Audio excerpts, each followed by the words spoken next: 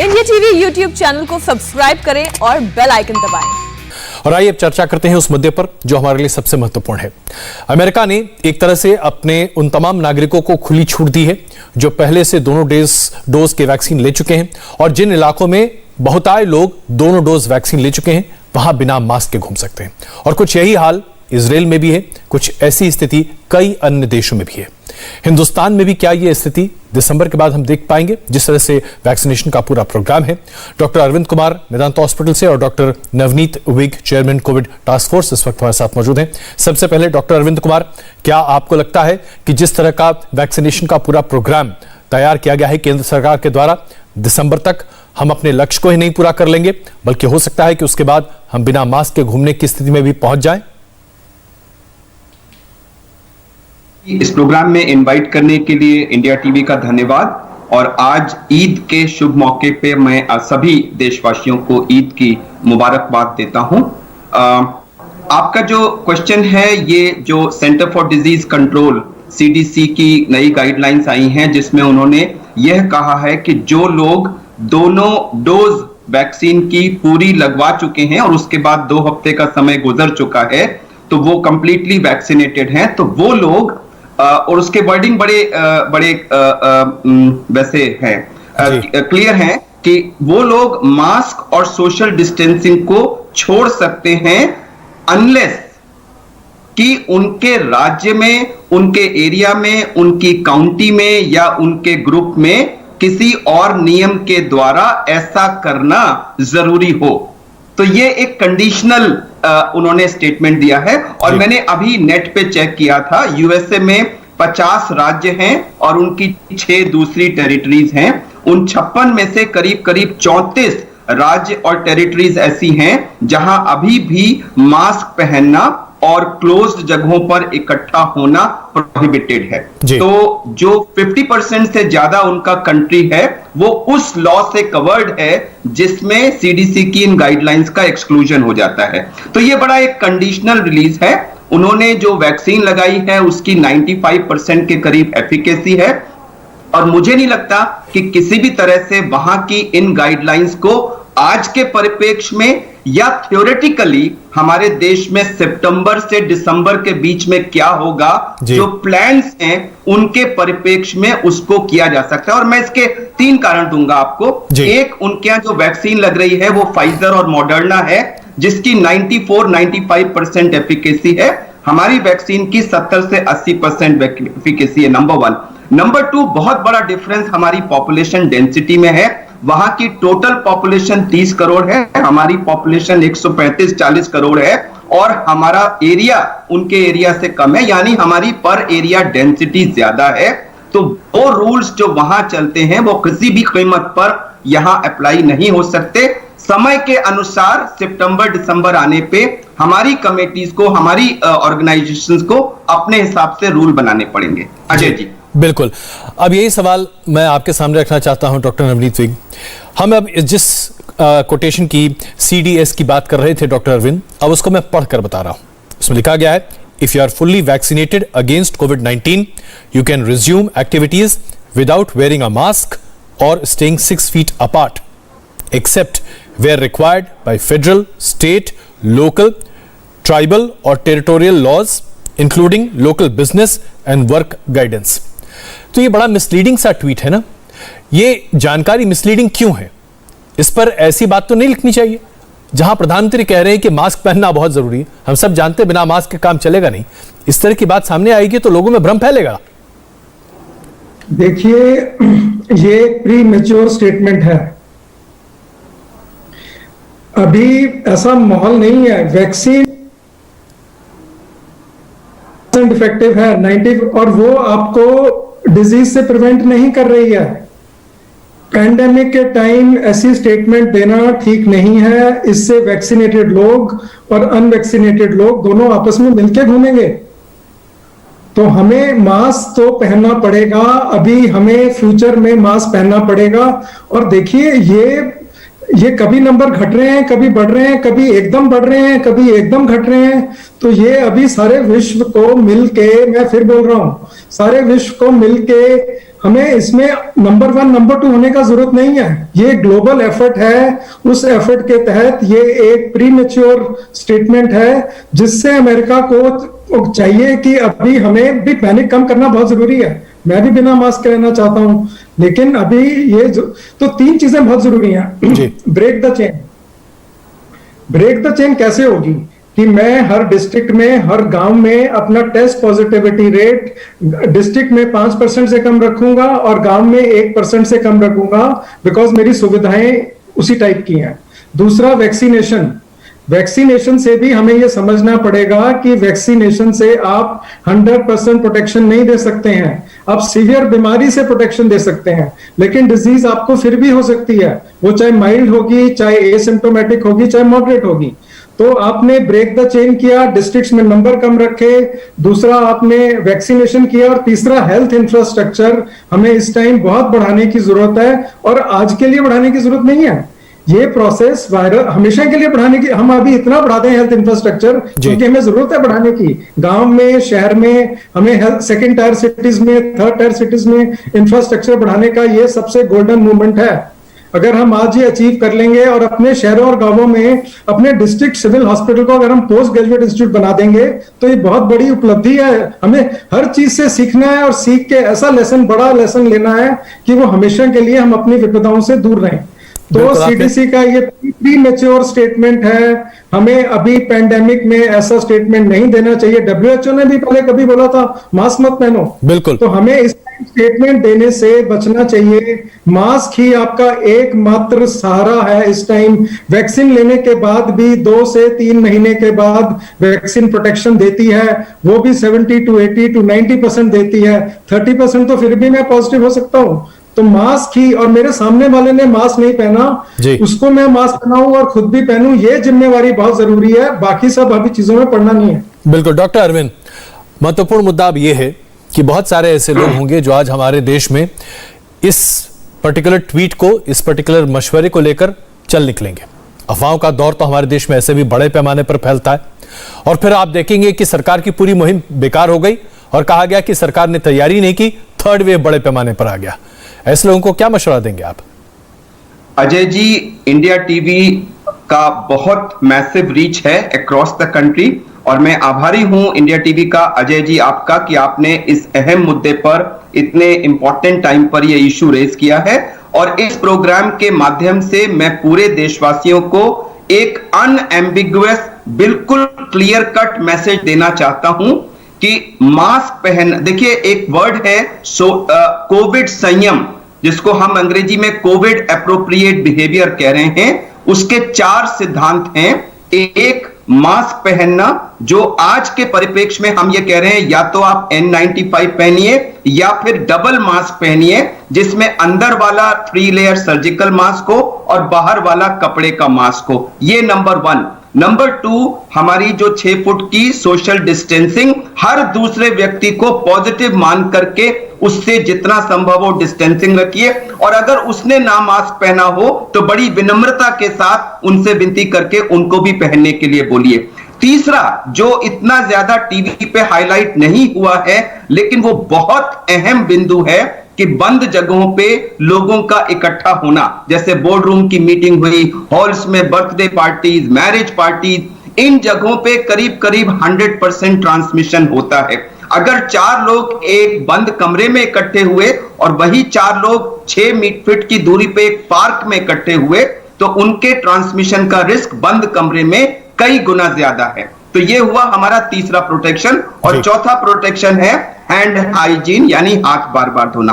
तो मैं clear message देना चाहता हूं कि 2021 में वैक्सीन लगेगी, बाकी चीजें भी होंगी, लेकिन कोविड संयम यानी कोविड एप्रोप्रिएट बिहेवियर की ये 4 प्रिंसिपल पूरे 2021 में हमें प्रैक्टिस करते रहने हैं। हम सब अपने दिमाग में अगर इसको बिल्कुल लिख दे पत्थर की लकीर की तरह, तो हमारी जिंदगी ज्यादा सुकून की होगी, हम इसको एक्सेप्ट कर पाएंगे और एक्सेप्ट कर पाए मेंटली तो हम इसको प्रैक्टिस कर पाएंगे और मेरे ख्याल से हम सबकी राष्ट्रीय ड्यूटी है ये। बिल्कुल, बहुत महत्वपूर्ण बात है और मुझे उम्मीद है कि हमारे दर्शक इस बात को अपने जहन में गांठ बांध कर बैठा लेंगे।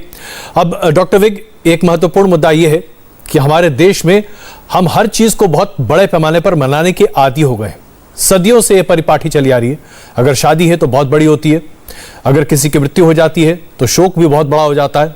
हजारों लोग, लाखों लोग पहुंच जाते हैं, कई बार यहां तक कि परिवारों में ही सैकड़ों लोग जमा हो जाते हैं। अगर छोटा सा बर्थडे पार्टी है वो भी बड़ा बन जाता है। बाहर घूमने की प्रक्रिया देखिए तो टूरिस्ट स्पॉट पर ऐसा लगता है कि जमावड़ा हो गया, मधुमक्खी की छत्ते की तरह लोग जमा हो जाते हैं। ये सब भूलना पड़ेगा ना? और कितने समय के लिए आपको लगता है कि ये सब कुछ भूलना पड़ेगा? मैं इसको सोशल वैक्सीनेशन बोलता हूं। आप सोशल वैक्सीनेशन का उम्र भर पालन कीजिए। भाई इतनी वायरल डिजीजेस होती हैं, हैंड हाइजीन, इतनी फूड और वाटर बॉर्न डिजीजेस होती हैं, हमें सोशल हाइजीन का और सोशल वैक्सीनेशन का हमेशा पालन करना पड़ेगा। और ये बीमारी 2 या 3 या 4 साल की है, अभी हमें ये समझना पड़ेगा। नंबर हमारे कम भी हो गए तब भी हमें सोशल वैक्सीन लेनी पड़ेगी, सोशल वैक्सीनेशन का पालन करना पड़ेगा, हमें मास्क पहनना पड़ेगा। नंबर कम होंगे तो जब हमने कोताही बरती, जैसे हमें खोलना तो पड़ेगा देश को, देश की इकोनॉमी को आगे बढ़ाना है, सबको बेरोजगारी से हटाना है, बिजनेस को बहुत तेजी से आगे बढ़ाना है, एक नॉर्मल लाइफ भी लानी है। लेकिन पे खोलना पड़ेगा, 75% पे खोलना पड़ेगा। लेकिन जैसे नंबर बढ़ेंगे तो अगर हम सोशल वैक्सीनेशन का या मास्क का उपयोग करेंगे तो नंबर बढ़ेंगे ही नहीं, और बढ़ गए तो फिर हमें सप्रेस करना पड़ेगा। तो सप्रेस एंड लिफ्ट स्ट्रेटेजी को हमें अगले कुछ सालों तक मेंटेन करना पड़ेगा, नंबर्स को कम रखना पड़ेगा। जो अभी स्थिति है, जो आज की डेट में नंबर्स इतने बढ़ गए, तो उसके लिए हमें स्टे एट होम रहना पड़ेगा, स्टे लोकल रहना पड़ेगा, अपने लोकल डॉक्टर के संपर्क में रहना पड़ेगा, अपने लोकल डॉक्टर से दिन में 2 बार बात करके अपना इलाज कराना पड़ेगा। तो हमें stay at home, stay local रहकर अभी सोशल वैक्सीनेशन का काम करते हुए, ब्रेक द चेन को करते हुए और अपनी वैक्सीन को लेना पड़ेगा। कोई भी वैक्सीन लीजिए, चाहे कोवैक्सीन हो, कोविशील्ड हो, सब बराबर हैं। हमें उसमें 1% भी सोचना नहीं चाहिए। और उसके बाद हमें अपने हेल्थ इंफ्रास्ट्रक्चर को इतना बढ़िया कर देना है कि अगले 6 महीने में, 1 साल में हमारा पूरा जोर हेल्थ इंफ्रास्ट्रक्चर पे होना चाहिए। लेकिन मूल बात जो आपने कही, जो मैं चाहता हूं कि हमारे दर्शक इस बात को बड़े अच्छे तरीके से नोट कर लें, कोरोना का ये वायरस अगले 2-3 साल कहीं नहीं जा रहा, कम से कम हो सकता है इससे लंबी अवधि तक आपके बीच में रहेगा। इसलिए बिना मास्क, बिना 6 फीट की दूरी आप नहीं रह सकते। 2-3 साल तक अगर इसका पालन कम से कम आप नहीं करते तो आप अपने और अपने परिवारों के लिए बहुत बड़ी मुसीबत सामने लेकर आ रहे हैं। डॉक्टर अरविंद कुमार, अब एक और महत्वपूर्ण मुद्दा जिस पर लेकर थोड़ा सा असमंजस की स्थिति है लोगों के दिमाग में। अभी तक हम ये मानते थे कि कोवैक्सीन 4 हफ्ते के बाद दूसरी डोज ली जा सकती है और कोविशील्ड 4 हफ्ते से 6 हफ्ते के बीच में ली जा सकती है दूसरा डोज। उसके बाद कहा गया 6 हफ्ते के बाद लीजिए, ज्यादा कारगर होगा। अब कहा जा रहा है 12 हफ्ते के बाद लीजिए। असमंजस इसलिए है कि लोग समझ नहीं पा रहे, भाई इतना टाइम खींचने की आवश्यकता क्यों पड़ रही, एक बार बता दीजिए। तो एक बार बता दीजिए हमारे दर्शकों को कि 4 हफ्ते, 6 हफ्ते, 12 हफ्ते क्या करना चाहिए। अजय जी, आपने बहुत ही अहम सवाल उठाया है और सच में इस समय देशवासियों में इसके बारे में कंफ्यूजन है।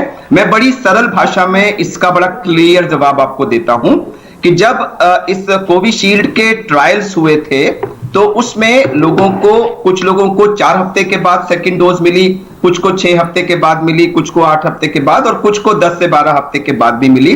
तो बाद में जब उन्होंने उसके रिजल्ट्स को एनालाइज किया था तो उसमें उन्होंने ये देखा है कि जिन लोगों का जितना ज्यादा ये डोज का इंटरवल फर्स्ट और सेकंड डोज में किया, उतना बाद में जो एंटीजेनिक रिस्पॉन्स था वो बेटर आया। तो जो अभी कुछ समय पहले लैंसेट में भी एक पेपर छपा था जिसमें 4 मेजर ट्रायल्स के रिजल्ट्स को मिला करके उनके रिजल्ट्स को दिया गया था, उसमें यह दिखाया गया था कि ये जो 12 हफ्ते का समय है, इस 12 हफ्ते में सबसे अच्छे रिजल्ट्स आ रहे हैं। और उन्होंने यह भी दिखाया था कि जो पहली डोज है वो हमें 90 दिन तक काफी अच्छा प्रोटेक्शन दे रही है।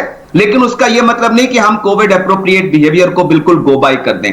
तो दो चीजें मैं बिल्कुल अनएम्बिगुअस देशवासियों को कहना चाहता हूं कि नंबर एक, आज की तारीख में वैक्सीन इस वायरस को लड़ने का हमारा सबसे सक्षम, सबसे इफेक्टिव तरीका है, नंबर एक। नंबर दो, वैक्सीन को जल्दी से जल्दी जब भी आपको अवेलेबल हो लगवाएं। नंबर तीन, A vaccine versus B vaccine versus C vaccine में कुछ सवाल ना पूछें, जो भी आपको अवेलेबल है वो लगवाएं। और नंबर तीन, कोविशील्ड के ड्यूरेशन में जो पहले 4 से 6 हफ्ते था, बाद में 6 से 8 हफ्ते किया और अब 12 से 16 हफ्ते कर दिया, उसमें ये नहीं है कि सरकार कंफ्यूज्ड है या कंपनियां कंफ्यूज्ड हैं। यह एक इवॉल्विंग प्रोसेस है। जैसे जैसे डेटा आ रहा है उसमें जो बेस्ट अवेलेबल ऑप्शन है उसे ऑफर किया जा रहा है। तो आज का डेटा यह कहता है कि 12 से 16 हफ्ते बेस्ट टाइम है, इसीलिए टेक्निकल एडवाइजरी कमेटी ने रिकमेंड किया और सरकार ने उसको अप्रूव कर दिया। बिल्कुल। अब डॉक्टर नवनीत जी, एक और सवाल है, जैसा कि अभी डॉक्टर अरविंद भी कह रहे थे, लोगों के दिमाग में यह बहुत है कौन सा वैक्सीन ज्यादा अच्छा है। वो 2 वैक्सीन जो हिंदुस्तान में मिल रही, कोविशील्ड, कोवैक्सीन, या दरअसल फाइजर बहुत अच्छा है। लोग दरअसल इसमें ग्रेडिंग करने लगे, number 1 Pfizer, number 2 Moderna, number 3 Sputnik, number 4 Covishield, number 5 Covaxin. क्या ये अपने आप किसी तरीके से सही है? क्या इन तमाम वैक्सीन में इतना फर्क है कि एक वैक्सीन लगाने के बाद आप सुपरमैन हो जाएंगे और एक वैक्सीन लगाने के बाद कोई फर्क नहीं पड़ेगा, वो पानी है? देखिए, आइडियल वैक्सीन तो कभी नहीं मिलेगी। आइडियल वैक्सीन तो वो है ना जो आपको इन्फेक्शन ही ना होने दे। मैंने तो अभी बोला, सीडीसी की स्टेटमेंट ये प्रीमेच्योर है, बिकॉज इन्फेक्शन हो सकती है। ये आपको सीवियर इन्फेक्शन से बचाएगी, वो मात्रा अलग हो सकती है कि इतनी मात्रा में बचाएगी, इतनी मात्रा में बचाएगी या इतनी मात्रा में बचाएगी। तो हमें ये देखना है इस टाइम कि सभी वैक्सीन एक जैसी हैं। जैसे डॉक्टर अरविंद ने भी बोला, हमें इसमें नहीं पड़ना है, वैक्सीन लेने की कोई कॉन्ट्राइंडिकेशन नहीं है। वैक्सीन बहुत बड़ा कवच है, हमें उस कवच को पहन कर रखना है। और सोशल वैक्सीन मतलब अपने मास्क को पहन के रखना है। यही 2 चीजें सारी दुनिया को बचाएंगी फॉर द टाइम बिंग। और हर कोई देखना चाहता है कि हम अपनी एक नॉर्मल जिंदगी जिए। अगर कल को वायरस म्यूटेट कर गया और लेस इफेक्टिव हो गया तो अपने आप ये कम हो जाएगा। अभी वायरस जो म्यूटेट हुआ है वो थोड़ा मतलब यूके जो अमेरिका में हुआ था पहले, फिर यूके में हुआ, ब्राजील में हुआ, ये सब म्यूटेशन जो भी हैं, ये कभी कभी म्यूटेशन आ जाती हैं, लेकिन रोकने का तरीका सिर्फ मास्क है और वैक्सीन है। ये वैक्सीन अभी। डॉक्टर अरविंद, एक आखिरी सवाल मेरे पास, बस मुश्किल से 30-35 सेकंड बचा है। वायरस म्यूटेट कर रहा है, ये बात तो स्थापित हो गई, सेकेंड वेव में आ गया, ये मामला सामने है, लोग इसको लेकर बहुत परेशान भी हैं। एक और जहन में लोगों के डर है, वैक्सीन लगवा ली, वायरस म्यूटेट कर गया, दोबारा आ जाएगा, इस बार हम मर जाएंगे। क्या करना चाहिए? अजय जी, हमें आज के एविडेंस पर अपना आज का फैसला करना चाहिए।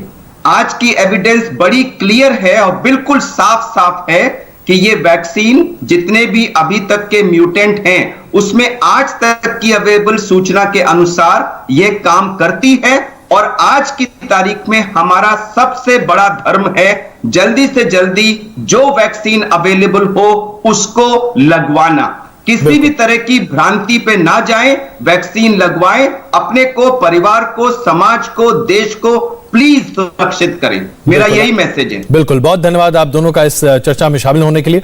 और मुझे उम्मीद है कि हमारे दर्शकों ने इस बात को गांठ बांध लिया होगा कि अमेरिका ने भले ही अपने कुछ प्रांतों में यह कहा है कि आप बिना मास्क के घूम सकते हैं, लेकिन अभी इस तरह के वक्तव्य सही नहीं है, क्योंकि दुनिया भर में कोरोना की महामारी बड़ी है और हिंदुस्तान में तो बहुत ही प्रचंड है। बिना मास्क के, बिना 6 फुट की दूरी के अगर आप हैं तो आप खुद की जिंदगी, अपने परिवार की जिंदगी और अपने परिजनों की जिंदगी पर न सिर्फ काल ला रहे हैं बल्कि बहुत बड़ा खतरा बना रहे हैं। ब्लैक फंगस का इन्फेक्शन और उसका इंजेक्शन, शहर शहर क्यों है ये टेंशन? छोटे से ब्रेक के बाद।